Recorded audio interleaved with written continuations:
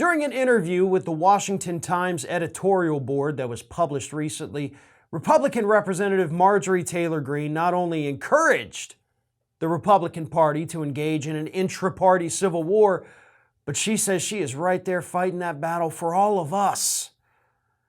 She said, of course, nobody likes to see anybody fight, but this is totally a fight that needs to happen, and she is not going to stop it. Here's a couple quotes from her from this interview. "No one likes to watch people fighting, and we're supposed to support one another, respect and obey Reagan's 11th commandment. But if we are truly going to stop the assault on our freedoms and stop what's happening to our country, where America is just being able to be sold out to the rest of the world, we have to lean into this civil war in the GOP.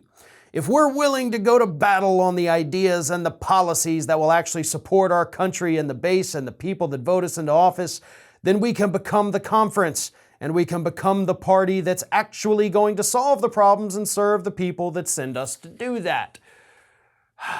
Before I continue reading, let's talk about what she's saying here. Personally, I have no problem if the Republican Party wants to tear itself apart from the inside. They deserve that, and I hope that they do that. But what the hell is she talking about? Policies? Solving problems? Since when has the Republican Party done that? Like, that's not a thing that this party even knows how to do. Y'all have had multiple different administrations over the last 20 years where you had the presidency, you had the Supreme Court, you had the House, you had the Senate, and you did nothing other than cut taxes for the wealthy and increase the military budget. That's literally the only thing y'all ever do. So don't sit there acting like we've got solutions to problems and the Republican Party's holding. You have nothing. You're a party of morons that do not know how to govern because your corporate masters are telling you to not know how to govern. You haven't done a single thing to support anybody in this country. You have not made the lives of average, everyday, working class Americans better in decades. Nor have you even proposed anything that would make their lives better in decades. Marjorie, you're not even on a committee to be able to consider legislation before it makes it to the floor for a full vote. You are basically powerless in that chamber right now, which is probably, of course, why you're calling for this civil war.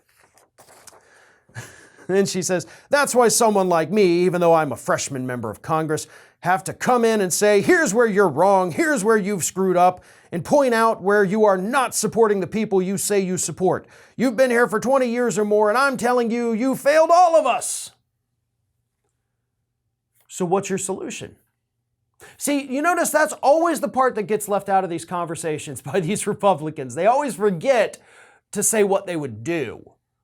And again, as I just pointed out, because they don't know. And nobody ever calls them on this crap, and that drives me crazy. I know the Washington Times is an uber-conservative publication. They want to kiss Marjorie Taylor Greene's ass. They don't want to make any waves by asking her specifics. But she's sitting there just throwing out stupid buzzwords that mean absolutely nothing. Oh, we're going to fight for our freedoms and the values and the country with policies. None of those mean anything. She couldn't elaborate on any one of those points, which is why she didn't. Freedom is not under attack. Your rights are not under attack. I mean, they are by corporations, but she doesn't want to do anything about that. And no, Republicans do not have any policies hidden up their sleeves to suddenly make your life better.